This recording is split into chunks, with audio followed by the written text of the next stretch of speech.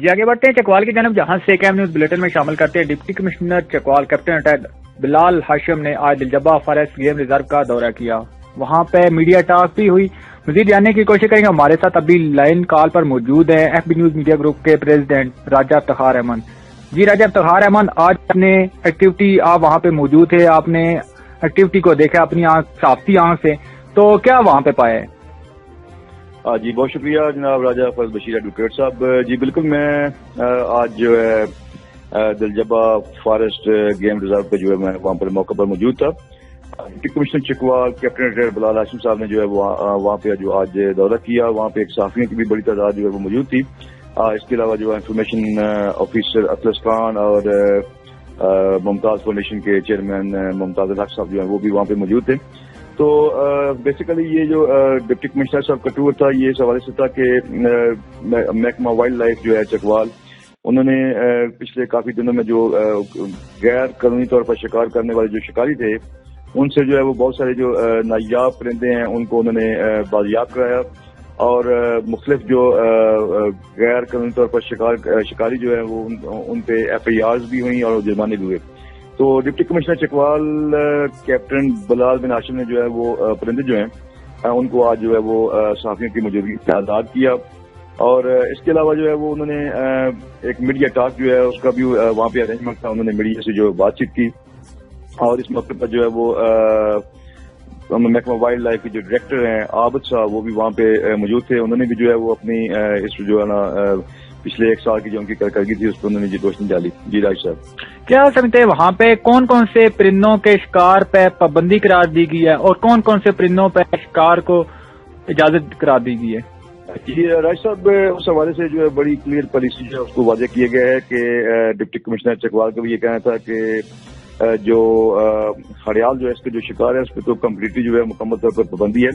دیگر جو شکار ہیں وہ انہوں نے مطلب وہ جو جن حضرات کے پاس لائسنس والا جو اسلحہ ہے وہ موجود ہے اور ان کو شکار جو ہے وہ آتھرائز ہے، وہ ہفتے میں ایک دن جو ہے سنڈے کو وہ جو ہے وہ شکار کی ان کو اجازت ہے. لیکن وہ بھی انہوں نے ساتھ یہ مینشن کیا ہے کہ ایک جو آپ کے پاس اسلحہ لائسنس والا ہے اس کے اوپر آپ 8 سے 9 جو ہے وہ پرندے جو ہے وہ میکسیمم جو ہے وہ شکار کر سکتے ہیں. جبکہ صرف جو سنڈے کو ہے اس ٹائم جو انہوں نے یہ بھی بتایا کہ چکوال کی تحصیل چکوال اور تحصیل جو لاوا ہے اس میں شکار کی جو ہے وہ ان 2 تحصیلوں میں اجازت دی گئی ہے، جبکہ جو دیگر تحصیلیں چکوال کی ہیں وہ اس حوالے سے انہوں نے وہاں پہ جو ہے وہ شکار پہ بھی مکمل پابندی ہے.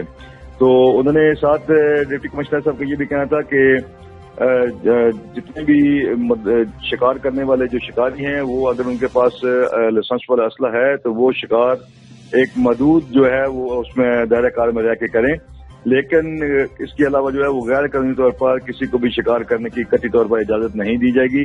اور جو جانور جو ہیں ان کی مطلب تحفظ جو ہے اس کو یقینی جو ہے وہ بنایا جائے گا. راج صاحب، محکمہ وائلڈ لائف کے ڈائریکٹر عابد ہیں جو ان کا کیا کہنا تھا اس حوالے سے؟